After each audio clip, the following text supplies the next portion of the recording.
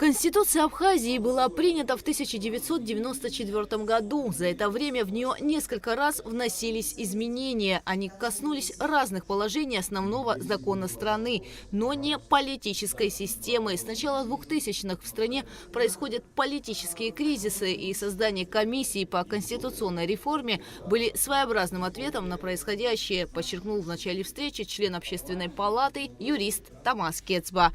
После всех кризисов, я бы так сказал, наше общество переносило в высочайшую степень психоэмоциональную нагрузку и выходило из этих кризисов более разобщенным, не консолидированным, а более разобщенным внутри себя.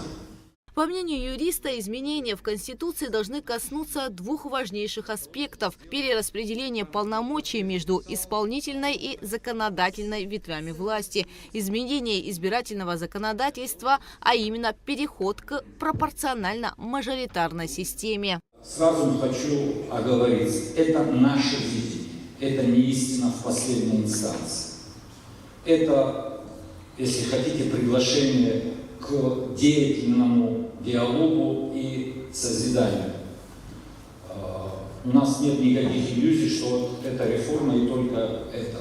Но я хочу высказать свое убеждение, что очень важно, чтобы на нашей сегодняшней встрече и на гражданском форуме, который пройдет 12 марта, участники подтвердили, констатировали необходимость. Сама по себе констатация необходимости реформ уже очень важна. Вячеслав Чирикба, руководитель Центра стратегических исследований, считает, что жесткая централизация власти в Абхазии не соответствует историческому опыту народа. Он предлагает перейти к консенсусной демократии, которая позволит учитывать мнения разных групп населения и вовлекать их в процесс принятия решений. Это может помочь укрепить доверие общества и создать более стабильную политическую систему. Если возьмем мы нынешнюю систему выборов, то, в общем-то, большая часть людей, которые могли бы внести вклад в законотворчество и вообще управление страной, они оказываются за пределами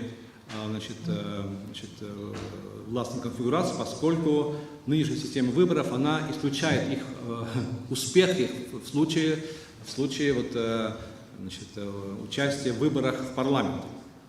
Я думаю, понимаете, о чем я говорю, что это очень сложный процесс, который также затрагивает необходимость консолидации финансовых ресурсов, которых не у всех есть. Огромное число людей, которые могли бы внести большой вклад в развитие общества, они оказываются за пределами, за бортом. Необходимость реформирования органов государственной власти и внесения изменений в Конституцию Республики Абхазия обсуждается давно.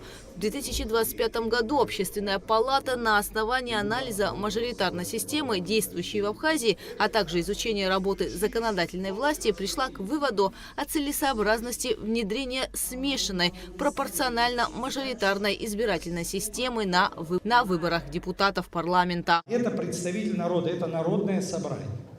И поэтому лишать возможности наше население, в частности наш народ, избирать человека не просто под флагом какой-то партии, а конкретного человека, кого они не знают, не изберут.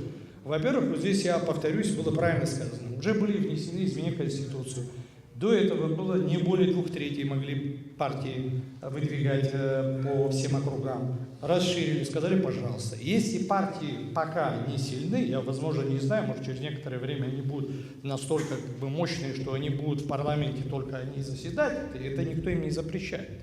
И мы к этому должны отнестись. Что касается реформы в плане того, чтобы полномочия передать больше парламенту, эта комиссия в свое время под руководством Натальи Нуриевны Акопа была, я считаю, что очень хорошая. Потом его рассматривали, он в парламенте лежит.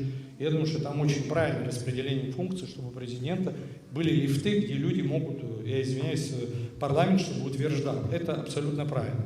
Батал Иванович сказал, что у нас это орган, состоящий из представителей народа. И да, и нет, Батал Иванович. Да, конечно, потому что это все граждане Абхазии. Но только поэтому.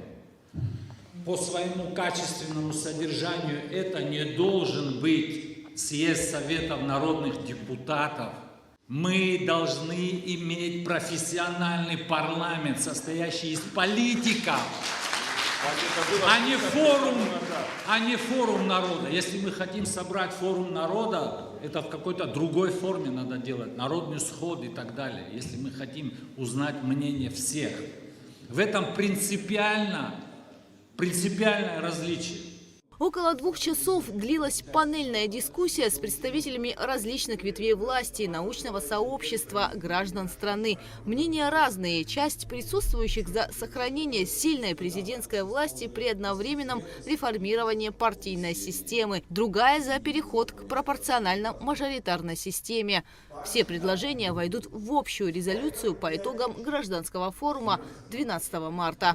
Гугуца Вардания, Ахрамичба, Абхазское телевидение.